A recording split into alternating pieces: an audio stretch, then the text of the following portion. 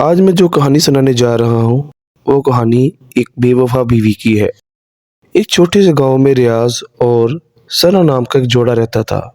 وہ دونوں ایک دوسرے سے بہت محبت کرتے تھے۔ ان کی شادی کو 5 سال ہو چکے تھے۔ ان کی زندگی باہر سے بالکل کامل لگتی تھی، مگر اندرونی طور پر کچھ مسائل پیدا ہو چکے تھے۔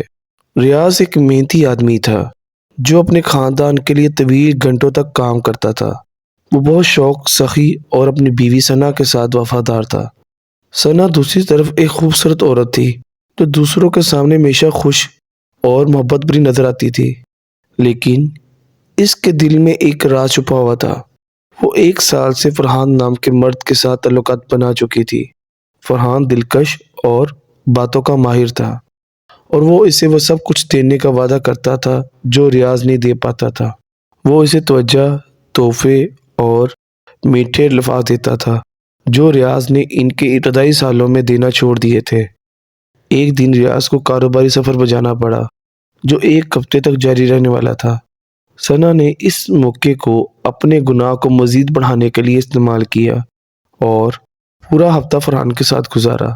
دونوں کا خفیہ رشتہ اور گہرا ہو گیا، مگر ثنا کو یہ معلوم نہیں تھا کہ ریاض کو کچھ شک تھا۔ وہ اس کی بدلتی ہوئی حرکات، دوری، رات کے گھر آنے اور فون کو چھپانے کی عادت کو نوٹ کر رہا تھا۔ ریاض جلدی واپس آیا اور اس نے ثنا اور فرحان کو ایک ساتھ پکڑ لیا۔ اس کے دل میں تکلیف اور دکھ کا کوئی اندازہ نہیں تھا۔ وہ یقین نہیں کر پا رہا تھا کہ جس عورت کو وہ اتنا چاہتا ہے اور جس پر اس نے اندھا اعتماد کیا تھا، وہ اس کے ساتھ بے وفائی کر رہی تھی۔ اس نے ثنا سے پوچھا اور ثنا نے اپنی بے وفائی کا اعتراف کیا، لیکن وہ اس پر پچھتائی نہیں تھی۔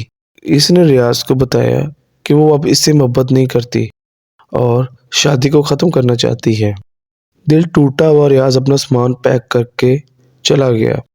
وہ جھوٹ اور ٹوٹے وعدوں کے ساتھ بھرے ہوئے گھر میں مزید نہیں رہ سکتا تھا۔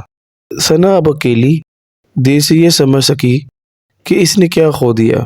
فرحان وہ آدمی جسے اس نے اپنے شوہر پر ترجیح دی تھی، جلدی فرحان نے اپنا اصلی رنگ اس کو دکھا دیا۔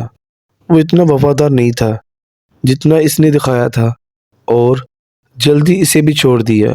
ثنا اب ایک خالی اور تنہا گھر میں تھی۔ اپنے کیے گئے گناہوں پر غور کرتے ہوئے اس نے اس آدمی کو دھوکہ دیا تھا جو ہمیشہ اس سے محبت کرتا تھا، اور آخر کار وہ کچھ بھی نہ پائی۔ اس کے اعمال کی حقیقت نے اسے سخت درد سے مبتلا کر دیا، مگر اب نقصان اتنا ہو چکا تھا کہ اس کی اصلاح ممکن نہ تھی۔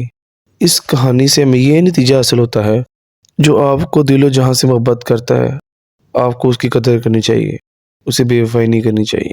یہ کہانی اپنی اختتام کو پہنچی۔ اللہ حافظ۔